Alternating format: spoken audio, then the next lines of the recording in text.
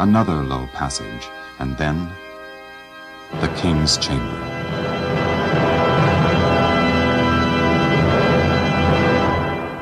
But it was empty.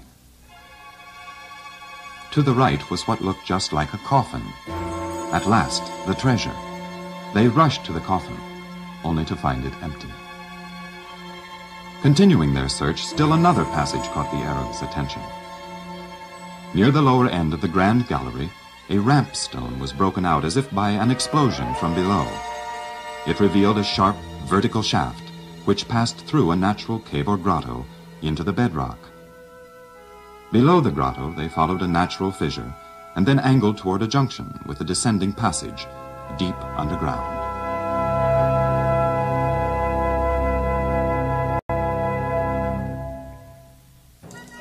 The only treasures that Al-Mamun found in the Great Pyramid were the curious passage system and the incredible workmanship of the ancient stonemasons.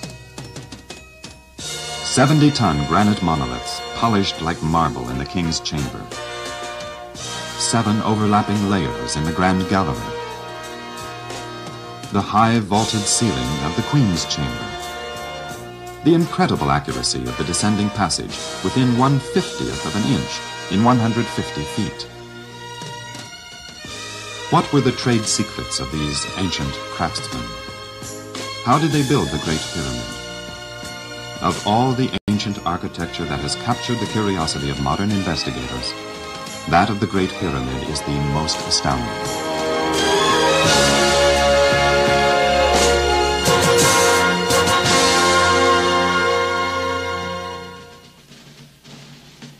Many theories have been offered about the techniques used. In 1978, the Japanese Nippon Television Network, NTV, cooperated with Waseda University to try the theories by an actual test. They built a small pyramid in the desert near Giza. Their findings were aired in a 90-minute special program on Japanese television.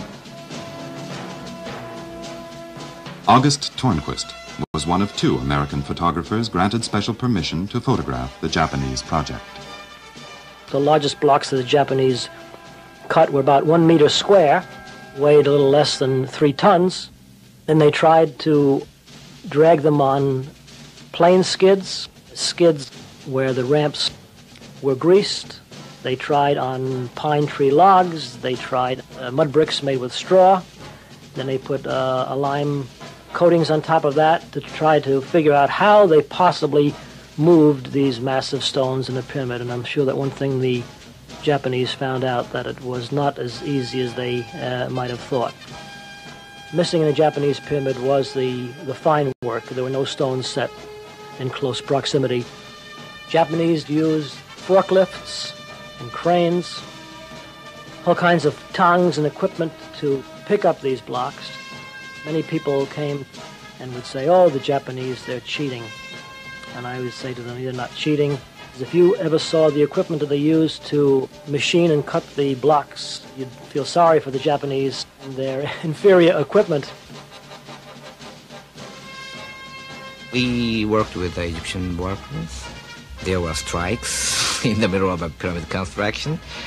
They worked for money, of course. At the end, I thought that the Egyptian worker had become to have the pride as a pyramid constructor.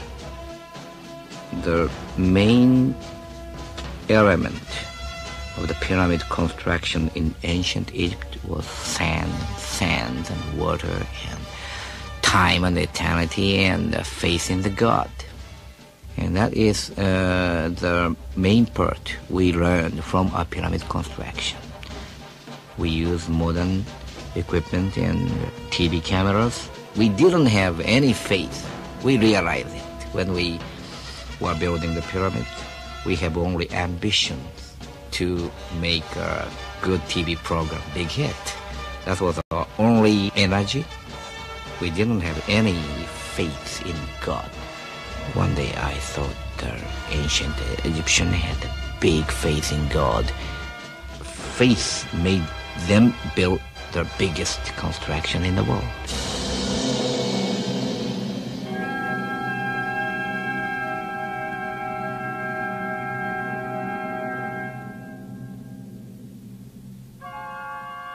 The Japanese project contributes to the understanding of how the Great Pyramid was built. But more questions remain.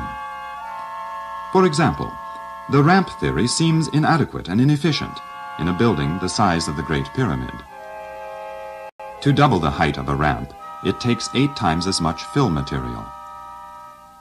Another unanswered question: how were the blocks lifted into place, especially the upper stones?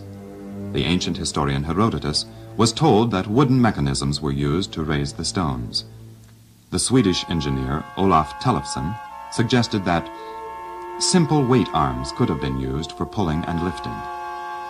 Sir Flinders Petrie, the famed Egyptologist, excavated much of the site, uncovering still more clues.